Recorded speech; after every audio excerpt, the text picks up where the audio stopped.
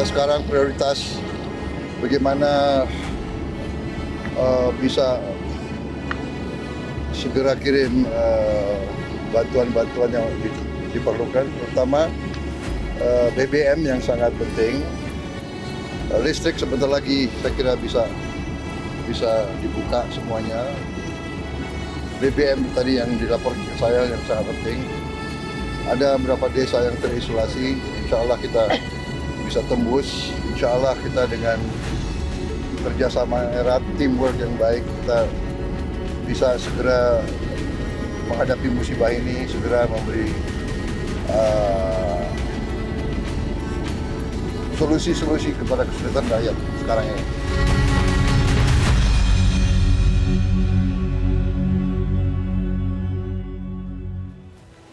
Selamat malam pemirsa, duka kita untuk Sumatera. Selain mengakibatkan ratusan orang meninggal dunia, bencana banjir dan tanah longsor di Provinsi Aceh, Sumatera Utara, dan Sumatera Barat juga mengakibatkan kerugian yang diperkirakan mencapai puluhan triliun rupiah. Bencana Sumatera juga diperkirakan mempengaruhi pertumbuhan ekonomi wilayah Sumatera. Proyek rehabilitasi pasca bencana diharapkan mampu membangkitkan kembali Sumatera. Pemirsa, bersama saya Leonard Samosir, inilah Top Ekonomi.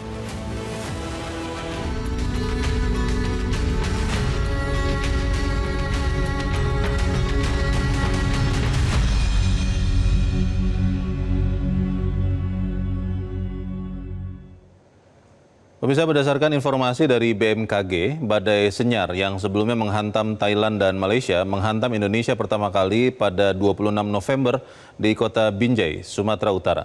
Selanjutnya kemudian meluas ke wilayah lain di Sumatera Utara, Aceh, dan Sumatera Barat.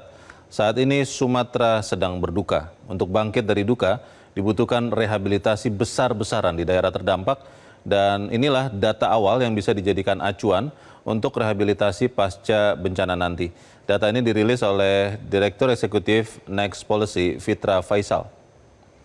Berdasarkan data yang dirilis oleh Fitra Faisal, total kerugian bencana Sumatera mencapai 28,8 hingga 37,1 triliun rupiah. Kerugian hingga 37,1 triliun rupiah ini berasal dari kerugian infrastruktur antara 15,2 hingga 20,8 triliun rupiah, kerugian pusat-pusat produksi antara 9,5 hingga 11,4 triliun rupiah, kerusakan pemukiman antara 4,1 hingga 4,9 triliun rupiah. Menurut Fitra Faisal, bencana Sumatera akan mengurangi pertumbuhan ekonomi di kawasan terdampak minus 0,8 hingga minus 2,5%. Inflasi akan terdorong 0,3% hingga 1,2%. Pengangguran akan meningkat 1,2 hingga 3,5% dan bisa menurunkan investasi minus 1,3 hingga minus 4%. Berdasarkan analisis Fitra Faisal, dibutuhkan waktu sekian tahun untuk memulihkan situasi di wilayah terdampak menjadi normal. Untuk kembali ke pertumbuhan ekonomi yang normal, wilayah terdampak butuh waktu hingga antara 12 hingga 18 bulan. Untuk kembali ke angka normal inflasi dibutuhkan waktu 8 hingga 12 bulan. Dan untuk kembali ke tingkat pengangguran sebelum terjadi bencana dibutuhkan waktu 24 hingga 36 bulan. Dan untuk kembali ke level investasi normal, kawasan yang terdampak butuh waktu 14 hingga 20 bulan. Total anggaran pemulihan bencana Sumatera menurut Fitra Faisal membutuhkan anggaran 51 triliun rupiah. Anggaran pemulihan 51 triliun rupiah itu menurut Fitra Faisal dibutuhkan untuk yang pertama dana tunai untuk korban bencana 6,8 triliun rupiah, subsidi upah 5,2 triliun rupiah, insentif UMKM 5,5 triliun rupiah, anggaran bansos 4 triliun rupiah, perbaikan infrastruktur 22 triliun rupiah, dan inilah anggaran terbesar pemulihan pasca bencana Sumatera. Kemudian anggaran pemulihan lahan pertanian sekitar 3 triliun rupiah, dan anggaran pembangunan sistem peringatan dini 4 triliun rupiah. Itulah gambaran kerugian dan anggaran pemulihan bencana Sumatera berdasarkan analisis Fitra Faisal di lapangan hingga hari Selasa malam ini pemirsa. Baru pemerintah Provinsi Sumatera Barat yang sudah merilis data perkiraan kerugian karena bencana banjir dan longsor. Menurut Pemprov Sumatera Barat, kerugian akibat banjir dan longsor di Sumatera Barat hingga 1 Desember kemarin mencapai kerugian 1 triliun rupiah.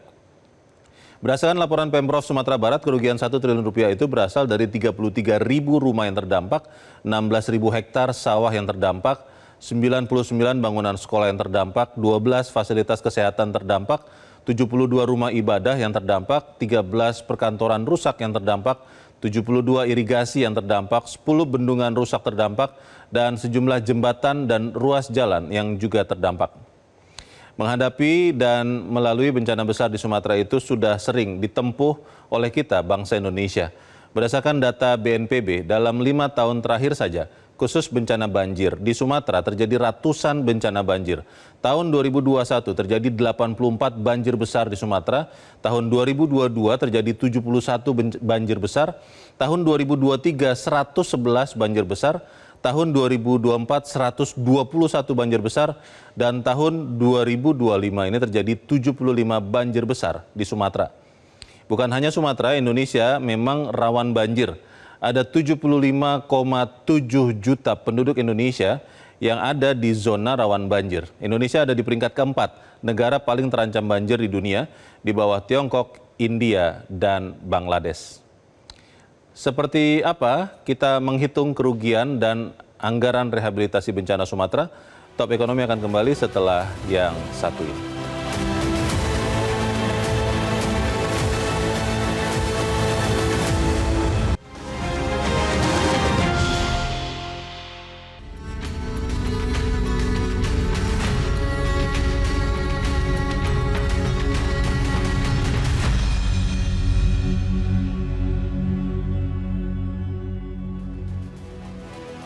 Pemirsa, bersama kami pada malam hari ini telah hadir 4 orang narasumber, 2 orang di studio dan 2 orang tersambung lewat sambungan telekonferensi Zoom.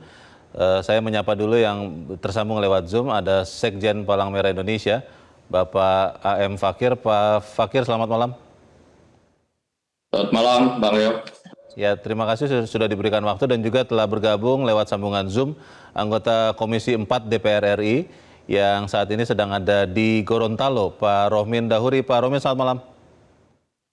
Selamat malam, Bang Leo. Baik, terima kasih sudah disempatkan waktu dan saya ingin menyapa juga narasumber saya di studio, di ujung jauh dari saya, hanya karena kebetulan saja, unsur pengarah 5 BNPB, Bapak Jonathan Victor Rembet. Pak Victor, selamat malam. Malam. Dan juga telah hadir bersama kita, ekonom UI, yang juga masih ada di Badan Komunikasi Pemerintah, Fitra Faisal Hastiadi. Mas Fitra, selamat malam. Selamat malam, Bung Leo. Malam ini hadir sebagai? Iya, ekonom UI aja lah. Ekonom UI. Baik, saya ingin bertanya dulu ke Pak Victor ya. Pak Victor, berdasarkan data terakhir dari BNPB, seperti apa kondisi kerusakan yang terjadi di 3 provinsi itu, Pak? Ada di Aceh, ada di Sumatera Utara, Sumatera Barat. Lalu yang paling parah itu sebetulnya yang mana, Pak? Ya, kalau melihat data kerusakan belum final karena memang pelaporan berjenjang. Okay. Jadi pelaporan berjenjang kabupaten kota dan kemudian sampai ke provinsi dan kemudian direkap. Tetapi kalau melihat dari akses untuk hubungan antar kota dan lain, itu Sumatera Utara dan Aceh yang cukup parah. Tetapi kalau melihat dari yang meninggal dunia memang Sumatera Utara yang Okay. paling tinggi tingkat kematiannya. Sampai kita bicara sekarang jumlah korban jiwa itu sudah di kisaran angka berapa, Pak? Kisaran lebih dari 500 sudah pasti ya. Lebih dari 500? Ya. Bukannya sudah 600-an, Pak? Ya sudah, artinya 600 masih dikonfirmasi lagi ya. Oh, oke. Dan yang hilang? Yang hilang masih sekitar 300, sekitar 400-an ya. 400-an. Ya. Ya, kita tentunya berharap ada mujizat, tapi kalau misalnya yang hilang itu kemudian ditemukan juga tewas, artinya sekitar 1000-an. Bisa jadi. Ya. Bisa jadi di 3 provinsi itu sekitar 1000-an. Ya, total. Kita bicara total. Bicara soal penanggulangan, BNPB sekarang itu masih punya anggaran, Pak, untuk melakukan tanggap darurat yang pertama kali atau seperti apa? Kita punya mekanisme namanya DSP, dana siap pakai. Dana siap pakai? Jadi dana siap pakai itu bisa diadakan ketika khusus untuk pos tanggap darurat. Jadi artinya itu bisa dilakukan untuk BNPB, tetapi juga untuk kementerian lembaga terkait yang memerlukan topangan dana, dan itu menjadi bagian dari mekanisme pelaksanaan tanggap darurat yang ada di Indonesia. Berapa tadi besarannya Pak Victor? Maksudnya? Besar dananya tadi?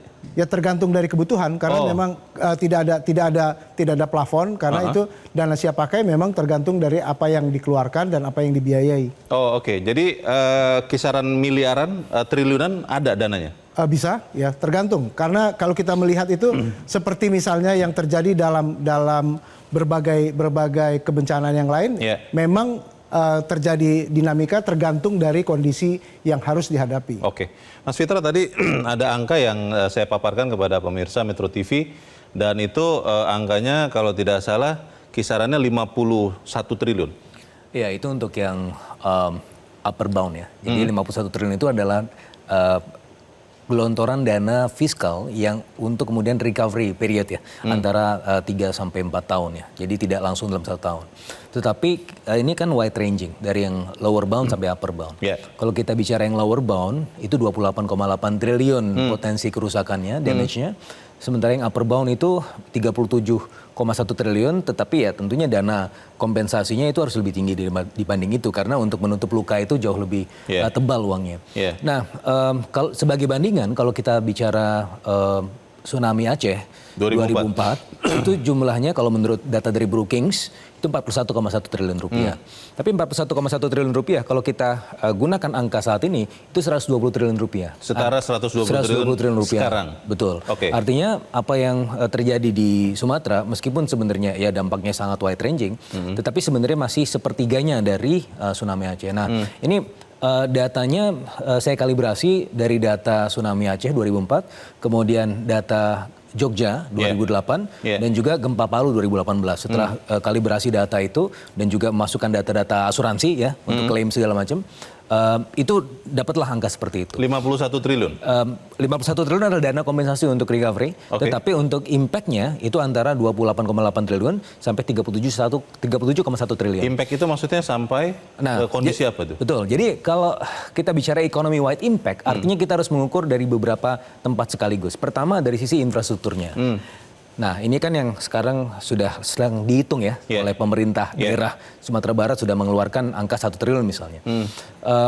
Tapi infrastruktur juga punya dampak lanjutan ya, tidak hanya infrastruktur fisiknya, tapi infrastruktur non fisik itu juga harus dihitung. Nah, itu yang pertama. Yang kedua adalah kita juga harus menghitung productivity loss. Nah, kalau dalam hitungan saya, productivity losses-nya itu ranging antara 9,2 triliun sampai 11,4 triliun rupiah. Dan juga ada potensi household income loss, ya antara 4,1 sampai 4,9 triliun rupiah. Artinya orang-orang yang terdisplace ini kan nggak bekerja. Ketika nggak bekerja berarti sumber penghidupannya hilang gitu kan. Dan itu yang harus segera diintervensi. Nah, itu yang kemudian menjadi satu total bangunan dampak ekonomi ya dari bencana. Angka yang Anda sampaikan ini, Mas Fitra, itu angka resmi dari pemerintah karena Anda juga adalah tenaga ahli Badan Komunikasi Pemerintah, atau dari Anda sebagai ekonom UI atau next policy atau yang mana nih? Ya, saya memang punya beberapa afiliasi sekaligus, Bung Leo. Tapi di sini saya hadir sebagai ekonom UI, yang kebetulan kampungnya juga di Sumatera Barat.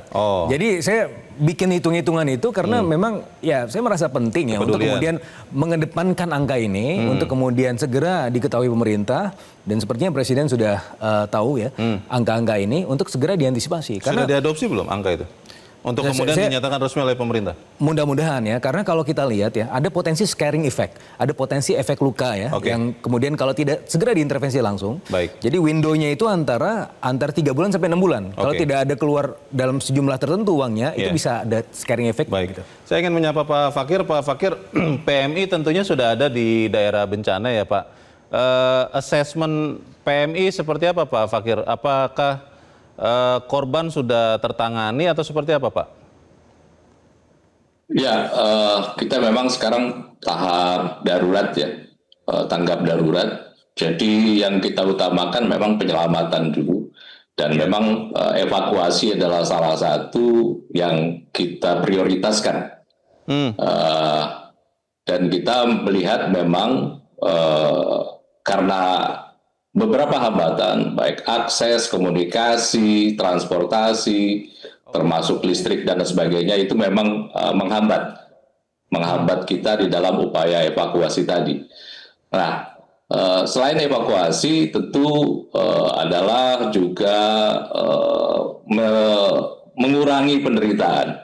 Itu melalui bantuan-bantuan, misalnya shelter, dapur umum, pakaian, beberapa paket, baik itu paket keluarga, paket untuk anak dan lain sebagainya, itu juga adalah termasuk makanan-makanan yang siap saji misalnya.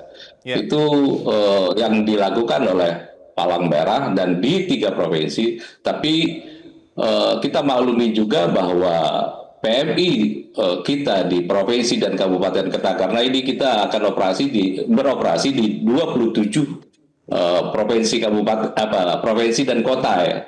Jadi ada memang Palang Merah yang sulit untuk melakukan kegiatan karena akses-akses tersebut, plus memang bantuan yang akan diberikan tidak ada. Makanya ada intervensi memang dari Palang Merah Pusat, terutama untuk mengirimkan barang-barang keperluan yang basic, sekaligus juga beberapa peralatan. Ini kita akan mengerahkan mungkin sekitar 60 tangki air, karena apapun bencananya, maka air bersih adalah yang menjadi kebutuhan pertama dari Pak Fakir. Siap. Informasi dari teman-teman PMI yang sudah ada di lokasi, Pak, di 3 provinsi, apakah semua wilayah baik di Aceh, Sumatera Utara, Sumatera Barat itu semuanya saat kita bicara ini, Pak, sudah bisa ditembus, sudah bisa diakses, atau masih ada yang terisolir, Pak?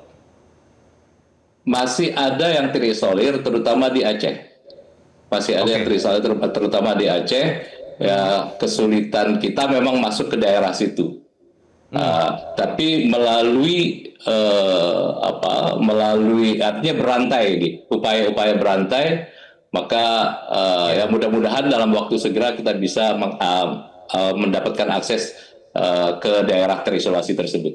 Oke, Pak Romin, ini tentunya sebagai wakil rakyat Anda juga mengikuti apa yang sedang terjadi ini, dan pertanyaannya ini, Pak, beberapa waktu belakangan sekian orang memintakan untuk pemerintah pusat menetapkan status bencana nasional karena asumsinya itu akan mempercepat koordinasi, akan memperbesar anggaran. Lalu kalau ada negara sahabat yang ingin membantu, mereka bisa dengan lebih yakin untuk membantu, karena kalau tidak ada status itu bisa dianggap intervensi. Kalau DPR melihat status bencana nasional itu seperti apa saat ini untuk saudara-saudara kita di Sumatera, Pak? Yang pertama, kami DPR mengucapkan prihatin dan duka yang mendalam kepada saudara-saudara kita di Sumatera, khususnya di Aceh, Sumatera Utara, dan Sumatera Barat. Yang kedua, kami berharap kalau di DPR itu 3 hal dalam menghadapi bencana ya. Pertama tentunya adalah program aksi untuk bagaimana menyelamatkan dan mengurangi beban penderitaan saudara-saudara kita yang menjadi korban ya, termasuk dampak ekonomi, infrastruktur dan seterusnya. Yang kedua adalah kita maunya menjadi bangsa pembelajar ya. Kalau kita melihat dari peristiwa bencana alam 1 dan yang lainnya kan seolah-olah kita itu tidak pernah mau belajar gitu ya. Artinya belajar tuh harusnya bangsa ini cepat mengenali root causes atau akar masalah dari banjir ini, supaya kedepannya kalau bisa itu tidak terjadi kerugian material yang berarti gitu ya. Dan itulah yang terjadi di negara-negara yang maju dan benar ya. Ada learning process. Jadi kita seolah-olah sangat memalukan itu. Hampir semua kita tuh bekerja kayak bangsa pemadam kebakaran. Kalau sudah ada peristiwa bencana, geruduk-geruduk ke situ, diliput media massa lalu selesai gitu. Benar-benar senseless, nggak ada empati itu. Kami sangat sedih. Oke, gitu. Pak Romin, untuk status bencana nasional menurut Anda seperti apa, Pak? Ya itu tentunya ada kriterianya, tetapi kalau kita lihat dari kerugian ekonomi, kerugian jiwa ya, tadi yang diungkapkan oleh Pak Fitra dari UI ya, walaupun memang ini bervariasi. Kalau Pak Fitra kan tadi maksimum atau upper range-nya kan sekitar 51, sekian triliun ya. Tetapi Selios itu menghitung sekitar 67,38 triliun. Jadi saya kira ini akan evolving perhitungan itu.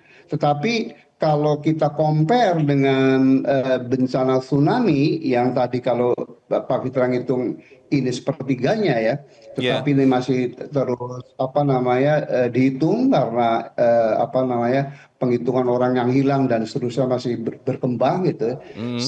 Kami berpikir wajar ya kalau ini dimasukkan dalam kategori bencana nasional gitu ya, karena casualties-nya atau korbannya banyak sekali dan kerugian ekonominya juga. Pak Romin, ya Pak, masalahnya 3 gubernur Sumatera Barat, Aceh, dan Sumatera Barat itu belum menyatakan ketidaksanggupan, Pak. Dan undang-undang mengatakan itu syarat mutlak untuk kemudian pemerintah pusat menetapkan status bencana nasional. Solusinya apa, Pak? Iya, harusnya gubernur jujur ya, saya membaca psikologi gubernur ya, sangat boleh jadi gitu ya, beliau-beliau niatnya baik ya, tidak mau dikatakan tidak mempunyai responsibility ya, atau sedikit-sedikit menyerah ya. Tetapi sekali lagi kalau dari perhitungan kuantitatif gitu ya, dan apalagi kalau melihat root cause ya, atau akar masalahnya, di mana penggundulan hutan itu menurut hemat kami itu merupakan akar masalah yang paling utama. Manajemen das itu, daerah aliran sungai pun sangat amburadul. Di undang-undang kita ada yang banyak sempadan sungai, tapi tidak ada sempadan sungai sedikit pun. Lihat itu yang dibotakin untuk pertambangan. Jadi kalau ini tidak dimasukkan sebagai bencana nasional, mohon maaf menteri-menteri terkait, terutama Menteri Kehutanan ya, Menteri PU itu akan senseless seperti sekarang ini. Padahal bencana banjir yang disebabkan oleh ulah manusia ini bukan hanya di Sumatera, terlebih lagi di Pulau Jawa. Ya, pertanyaannya pemirsa dan bapak-bapak semua, status bencana nasional dan bukan bencana nasional dalam pengalaman bangsa Indonesia sering menentukan juga bagaimana anggaran itu dialokasikan, bagaimana kecepatan bantuan, termasuk mungkin dari negara-negara sahabat. Apakah itu penting atau tidak? Kita akan bahas di bagian berikut. Bisa tetap bersama kami, Top Ekonomi segera kembali.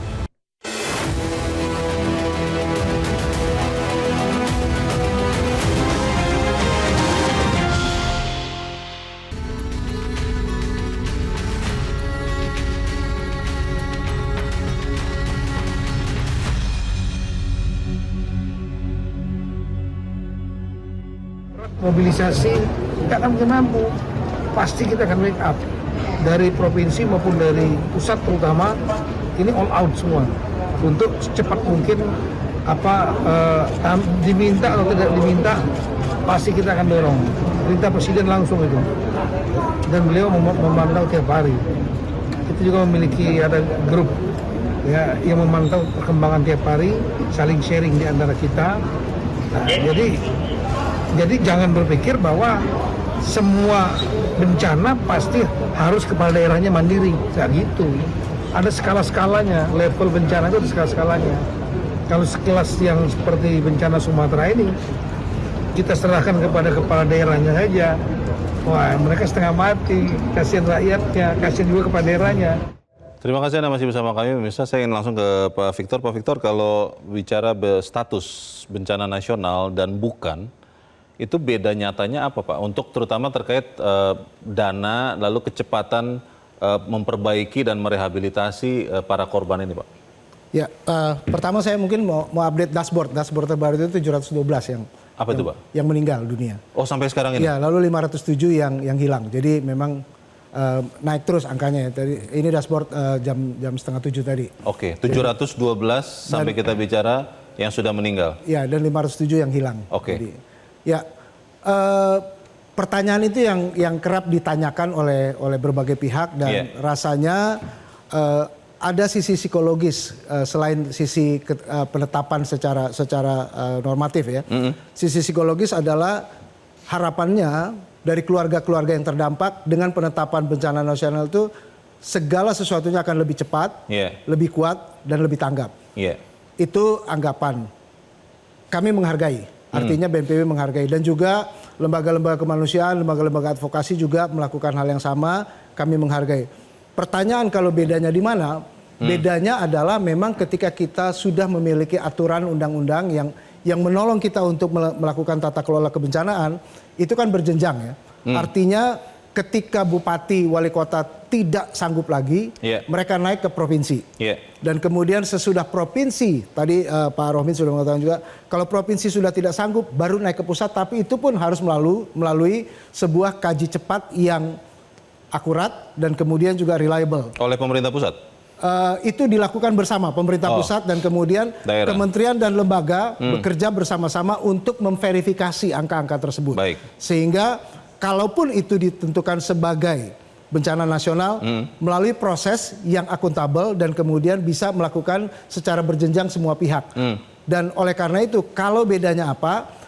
Pertama, harapannya adalah memang atau paling tidak literasi yang perlu kita katakan, semuanya itu mungkin orang berharap baru pemerintah pusat akan all out. Tetapi tadi baru saja kita dengar dari Kementerian Dalam Negeri, Pak Menteri mengatakan sudah all out. BNPB juga sudah all out. Dan kemudian kalau kita katakan pendanaan bagaimana? Pendanaan juga sudah all out, artinya pembiayaan. Nah, bedanya apa? Ketika kita sudah mencanangkan bencana nasional, artinya kita membuka pintu untuk ekstra aktor, artinya dari luar Indonesia bantuan sudah bisa asing. hadir, bantuan asing. Tapi tetap kita yang memutuskan kan, mau menerima atau tidak? Iya, tetapi itu sudah merupakan bagian dari mekanisme di mana paling tidak lembaga-lembaga yang multilateral, baik, misalnya UN ataupun apapun itu bisa. Dan sampai saat terakhir Pak Victor, 3 gubernur tetap menyatakan belum menyatakan ketidaksanggupan. Belum ada. Itu belum ada ya? Belum ada ya. Baik, kita ingin menyapa dulu rekan kami. Iqbal Himawan yang saat ini ada di lokasi bencana di wilayah Tapanuli Utara. Dan Iqbal, saat ini Anda ada di Tarutung, Tapanuli Utara. Seperti apa kondisi tempat Anda berada? Saya lihat di kejauhan di belakang Anda kelihatannya listrik sudah menyala, ada lampu. Tapi bagaimana dengan kondisi infrastruktur di lokasi Anda berada? Silakan Iqbal.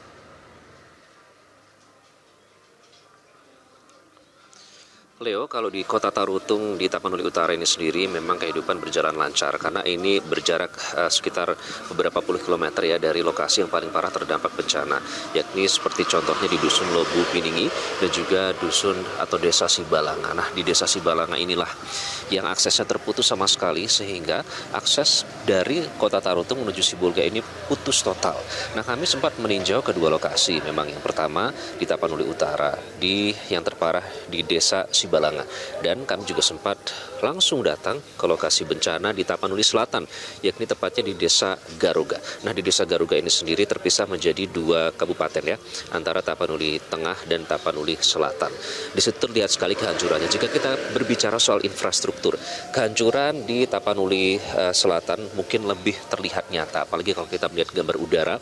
Sekilas saja secara kasat mata saja terlihat bahwa kehancurannya begitu besar, dampaknya begitu besar dari bencana banjir dan longsor yang terjadi pada 25 November 2025 yang lalu. Memang kalau kita berbicara di tempat saya berada saat ini di Kota Tarutung, yang terasa saat ini adalah perputaran ekonomi bagi beberapa warga ini terhenti karena langkanya BBM yang tersedia.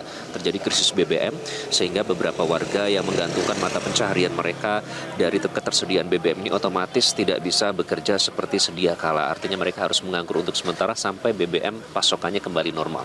Ini mereka diantaranya ada driver atau supir angkot, kemudian supir bentor, kemudian yang pemilik warung, dan juga beberapa bahkan sampai ke guru, dan juga banyak pemilik UMKM yang mengeluhkan ketidaktersediaannya BBM yang ada di SPBU di seluruh kota. Sementara itu, infrastruktur yang kami lihat terparah memang di Desa Garuga di Tapanuli Tengah. Di situ jalan hancur, hampir tidak terlihat sama sekali. Lebih terlihat seperti hamparan pasir, terlihat seperti pantai bahkan, karena semua rumah yang ada di situ itu sudah tersapu oleh longsor yang terjadi pada 25 November lalu. Dan kalau kita berbicara soal angka ya, memang ada beberapa lembaga yang sudah mengeluarkan perkiraan angka atau material yang dihitung berdasarkan jumlah kerugian material. Yang kami kutip beberapa di antaranya ini menyebutkan kerugian di Sumatera Utara mencapai 2,07 triliun rupiah. Tapi setidaknya dari yang kami lihat di desa Garoga saja yang terbentang mulai dari Tapanuli Selatan hingga Tapanuli Tengah, ini infrastruktur yang hancur. Ini antara lain ratusan rumah yang ada di seluruh desa Garoga itu hampir tidak terlihat lagi bentuknya, bahkan banyak yang sudah tersapu sehingga tinggal ada hamparan pasir. Kemudian barang-barang berharga milik warga seperti emas, kemudian uang dan juga surat-surat berharga. Kemudian pasar, rumah ibadah, baik itu gereja, masjid maupun tempat ibadah lain, kemudian perkantoran, sekolah-sekolah, kendaraan warga seperti mobil, sepeda motor, jaringan telekomunikasi, kemudian kabel fiber optik, toko-toko dan juga warung milik warga ataupun UMKM milik warga. Dan juga yang sangat berpengaruh terhadap masa depan dari para korban longsor dan banjir adalah kebun dan juga sawah. Ini hancur semua, longsor disapu oleh longsor maupun banjir. Karena sebagian besar atau bahkan hampir 90% ya warga desa Garoga ini bermata pencarian sebagai petani maupun berladang. Nah, sawah mereka yang sebenarnya sudah hampir sedikit lagi dipanen ternyata hancur diterjang oleh longsor dan banjir. Begitupun gudang-gudang yang sehari-hari menyimpan bahan pangan seperti beras, ketela, singkong dan lain-lain itu juga tersapu oleh longsor maupun banjir. Itu pun dihitung sebagai kerugian material. Dan pendapatan warga juga otomatis hilang, Leo. Iqbal, yang tadi Anda sudah katakan ada desa Garoga, ada beberapa tempat yang terisolir. Saat kita berbicara saat ini, apakah mereka, maksud saya daerah-daerah itu juga masih terputus atau memang sudah ada upaya perbaikan, rehabilitasi yang sedang dilakukan mungkin tadi siang atau bagaimana kondisi terakhir?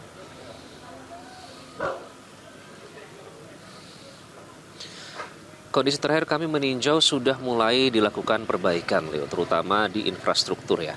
Ini jembatan yang sempat terputus sama sekali sehingga akses antara desa Garoga di Tapanuli Selatan dengan di Tapanuli Tengah ini tidak bisa dilewati sama sekali.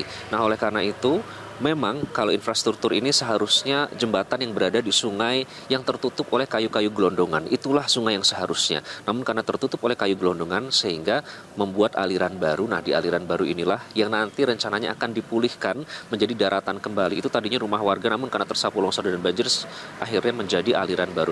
Nanti akan dipulihkan dan upaya perbaikan jembatan itu memang sudah dilakukan meskipun tidak bisa cepat karena akses menuju ke daerah ini pun masih termasuk susah. Masih ada alat berat yang dikerahkan untuk membuka jalur menuju ke desa Garoga ini. Meski demikian yang perlu menjadi perhatian, Leo, ini warga yang berada di desa Garoga di timur, di Tapanuli Tengah itu ternyata masih banyak yang belum mendapatkan bantuan yang ada. Menurut kesaksian warga ini sayang sekali oleh beberapa oknum, menurut kesaksian mereka ini dijual dengan harga yang bervariasi seperti sekarung beras ini dijual. Warga mengatakan Rp460.000 per karungnya sehingga itu menjadi mahal dan itulah yang membuat warga semakin terhimpit atau terdesak kegiatan ekonominya. Baik, kita terus tentunya menantikan kondisi terbaru nanti dari laporan Anda, Iqbal Himawan melaporkan langsung dari Tapanuli Utara, Sumatera Utara. Saya ingin langsung ke Pak Fakir. Tadi baru saja rekan Iqbal Himawan mengatakan masih ada warga yang belum mendapat bantuan. Di sosial media memang harus diverifikasi, ada gambar-gambar video yang memperlihatkan di beberapa tempat ada yang menjarah begitu ya, karena katanya belum dapat makanan. Ini masih harus diverifikasi. Tapi kalau temuan teman-teman PMI seperti apa, Pak Fakir? Kita memang fokus pertama adalah yang tadi saya sebutkan, memastikan keselamatan dulu. Yang kedua, keselamatan, kemudian untuk penampungan mereka. Jadi justru ada prioritas penanganan kita. Kalau mereka yang kita nilai masih bisa mencari makan sendiri, maka mereka masih bisa mandiri. Tetapi mereka yang sama sekali tidak bisa melakukan apa-apa, hanya pasrah saja. Nah, itulah salah satu yang menjadi target kita. Nah, karena itu kita akan coba verifikasi di mana itu dan bisakah kita melakukan akses ke sana dan bisa mengevakuasi mereka ke tempat yang lebih aman, itu akan kita lakukan. Jadi karena itu sekali lagi tempat-tempat yang kita prioritaskan adalah mereka yang memang tidak punya harapan untuk mendapatkan bantuan. Ya. Nah, bagi mereka yang sudah, kita itu kemudian adalah prioritas berikutnya. Yang berikutnya juga adalah menyangkut kebutuhan dasar mereka.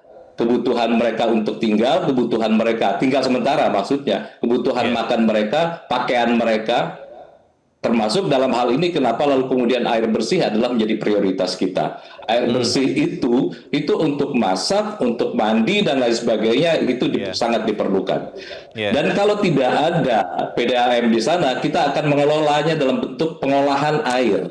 Baik. Jadi air yang kita olah menjadi air bersih. Kira-kira seperti itu, Bang. Pak Fakir, saat ini Anda dan teman-teman PMI itu bergerak menggunakan dana siapa, Pak? Dana internal PMI saja atau mulai sudah ada bantuan kita menggunakan dana PMI. Kita juga punya gudang-gudang. Jadi gudang-gudang yang ada di Serang, gudang ada yang juga kebetulan di Padang, itu kita kerahkan.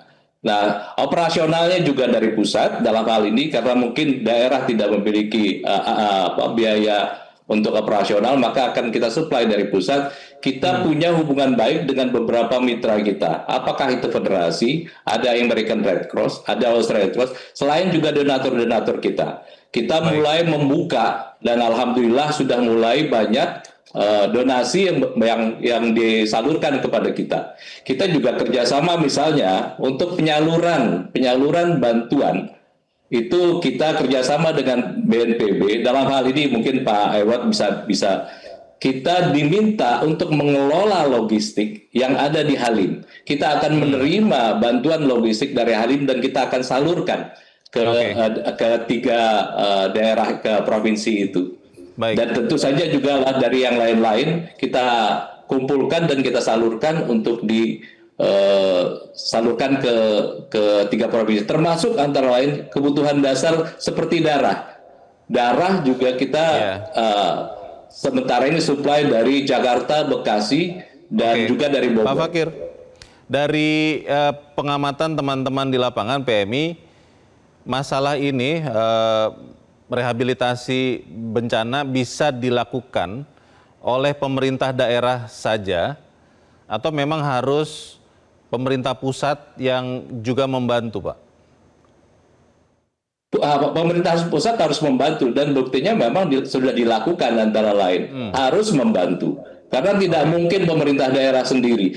Bayangkan saja ada beberapa pemerintah kabupaten kota yang sama sekali tidak bisa melakukan apa-apa, dan mau tidak mau mestinya juga kabupaten kota yang kalau boleh bertetangga itu bisa membantu juga. Saling membantu harusnya. Kita juga bisa, kita juga menerima dari provinsi lain. Saya lihat dari provinsi ini kita mengerahkan tangki saja. Kita dari Jawa Timur, Jawa Barat dan Jawa Tengah kita kerahkan semua ke sana. Ada 35 tangki air. Sementara yang dari Sumatera sendiri, dari Jambi, dari Sumatera Selatan, dari Lampung kita kurahkan juga ke sana. Ini adalah bagian dari mobilisasi untuk membantu operasi kita di sana. Pak Rohmin, saat ini memang statusnya belum bencana nasional, tapi pemerintah pusat mengatakan kekuatan nasional sudah turun. Kalau menurut Anda itu sudah cukup untuk merehabilitasi 3 provinsi di Sumatera ini, atau memang masih perlu status bencana nasional itu, Pak Rohmin? Pertama, kalau dari segi pemerintah daerah memang semacam double jeopardy ya bencana ini, karena faktanya TKD atau transfer keuangan daerah kan di tahun 2025 itu dipangkas lebih dari 40% gitu ya.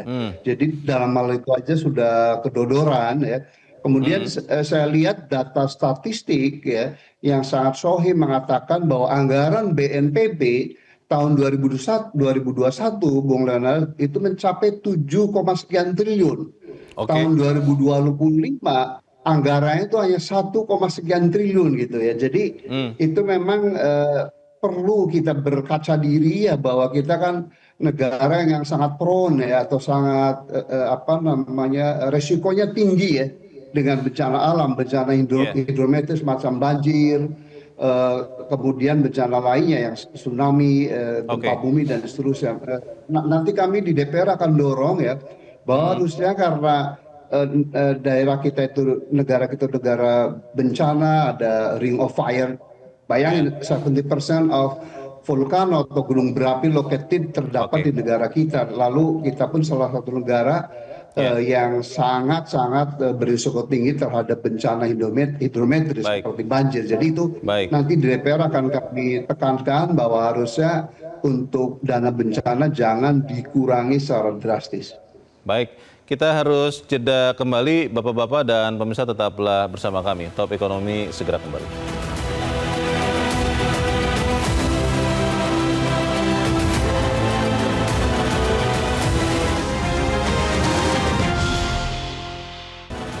Kita ada di bagian akhir dari diskusi kita malam ini. Saya ingin ke Pak Fakir dulu. Pak Fakir, pandangan PMI seperti apa Pak yang harus disegerakan agar saudara-saudara kita bisa diringankan penderitaannya? Silakan Pak Fakir. Terima kasih Bang Leo. Kita membayangkan akan beroperasi mungkin lebih dari setahun di sana itu. Jadi kita akan selalu mempersiapkan diri untuk keperluan itu tadi dalam tahapan rehabilitasi. Jadi tidak seperti yang lain mungkin hanya sebentar, kita akan tetap di sana. Selama masih ada warga kita yang di penampungan, maka kita akan tetap melakukan operasi di sana. Dan apakah itu keperluan kesehatan, keperluan sehari-hari dan lain sebagainya, kebutuhan dasar, kita akan membantu di situ. Kita target memang tidak banyak, mungkin hanya penerima manfaat lebih dari 50.000 lah, itu aja sudah mungkin, terutama yang sangat 50.000 orang jiwa ya. Dan itu akan cukup membantu mereka yang mempersiapkan diri untuk kembali hidup normal. Kira-kira seperti itu, Bang Leo. Terima kasih Pak Fakir. Pak Rohmin, apa Pak yang akan dilakukan DPR Pak untuk membantu saudara-saudara kita di Sumatera Pak? Iya. Buat kami 3 ya dari peristiwa ini yang harus kita lakukan. Pertama adalah tindakan kuratif ya, itu memang ranahnya BNPB dan PMI dan pemerintah daerah. Tapi yang kedua buat kami di DPR itu adalah pembelajaran. Kita harus benar-benar melakukan tobat ekologis karena data yang kami peroleh dari World Resource Institute bahwa dari tahun 2000 sampai tahun 2014 hanya dalam 14 tahun hutan Sumatera tuh hilang 8 juta hektar, Bung Leonard. Sekitar 22% dari luas hutan itu. Jadi enough is enough. Saya nggak bisa bayangkan mungkin 2014 sampai tahun 2024 ya, itu 10 tahun berikutnya mungkin itu bisa lebih dari 10 juta ya. Jadi itu harusnya kita stop itu, kalau enggak kita hancur semua. Dan yang ketiga, mohon maaf, lusa kami akan mengundang Menteri Kehutanan karena baik di medsos maupun di media mainstream itu ya penyebab utama daripada pembalakan liar, penebangan pohon tidak mengindahkan prinsip tebang pilih tanam Indonesia itu dari Kementerian Kehutanan. Dan terakhir mohon maaf, kita sebagai orang beriman harusnya bertobat nasuha, pendekatan diri kepada Tuhan, berdoa ya karena segalanya milik Tuhan. Terima kasih. Terima kasih Pak Rohmin. Pak Victor, tadi sudah disuarakan juga oleh Pak Rohmin tambahan anggaran, tapi kan itu bukan segalanya. Apa yang diharapkan BNPB agar bisa segera membantu Pak saudara-saudara di Sumatera? Ya, BNPB lahir dari peristiwa tsunami. Artinya Undang-Undang 24 tahun 2007 itu tidak bisa dipisahkan dari bencana besar Indonesia. Oleh karena itu lagu Mars BNPB aja semangat berjuang demi panggilan kemanusiaan. Jadi ini lembaga negara yang punya esensi nilai kemanusiaan. Oleh karena itu ketika kita melakukan hal ini, kita juga sadar bahwa ini juga memenuhi amanat Undang-Undang Dasar dalam Undang-Undang, yaitu melindungi segenap tumpah darah. Oleh karena itu teman-teman yang sekarang sedang mengalami bencana di Sumatera Utara, Sumatera Barat, dan Aceh, kami sudah dan akan terus melakukan pendampingan all out. Perintah harian Kepala BNPB, kalau bisa bahkan kita pindahkan kantor BNPB ke daerah bencana, itu yang akan dilakukan. Artinya segala upaya kita lakukan bersama dengan seluruh kementerian lembaga dan juga atas bawah siapapun kita bekerja bersama untuk teman-teman yang sedang menderita. Terima kasih Pak Victor. Pak Mas Fitra, hitungan tadi akan segera diadopsi oleh pemerintah. Pemerintah bisa segera tahu bagaimana merehabilitasi atau bagaimana? Ya semoga ya. Tapi kalau kita lihat secara umum ya perdebatan antara bencana nasional atau bukan bencana nasional, sebenarnya apa yang pemerintah lakukan sekarang sudah melebihi kadar dari bencana nasional. Cepat tanggapnya presiden, turunnya menteri-menteri, gelontoran uang dan seterusnya. Tapi di sisi yang lain ini kita juga melihat bahwa dampak ekonominya itu perlu kita kurangi ya, kita mitigasi karena memang sudah ada perhitungan, tetapi kalau kemudian tidak ada intervensi pasti akan ada scaring effect sebagaimana tadi Mas Iqbal sampaikan tadi. Maka dalam hal ini kalau kita bicara uangnya ada atau enggak, itu kan concern netizen juga, bencana nasional tidak bencana nasional, apakah karena tidak ada uangnya? Sebenarnya uangnya ada. Kalau dalam konteks tadi yang paling worst case scenario sekalipun 51 triliun itu masih bisa di cover ya, karena itu 50 triliun diversifikasi ke beberapa tahun ke depan. Dan kalau dari sisi kapasitas fiskal kita masih sangat memadai dan oleh karenanya tidak perlu khawatir. Gitu. Baik, kita berharap apa yang kita bicarakan malam ini membawa perbaikan bagi saudara-saudara kita di Sumatera. Mas Fitra, Pak Victor, Pak Rohmin, dan Pak Fakir, terima kasih. Pemirsa, selamat malam. Kita berjumpa lagi pekan depan. Saya Leonard Samosir. Sampai jumpa.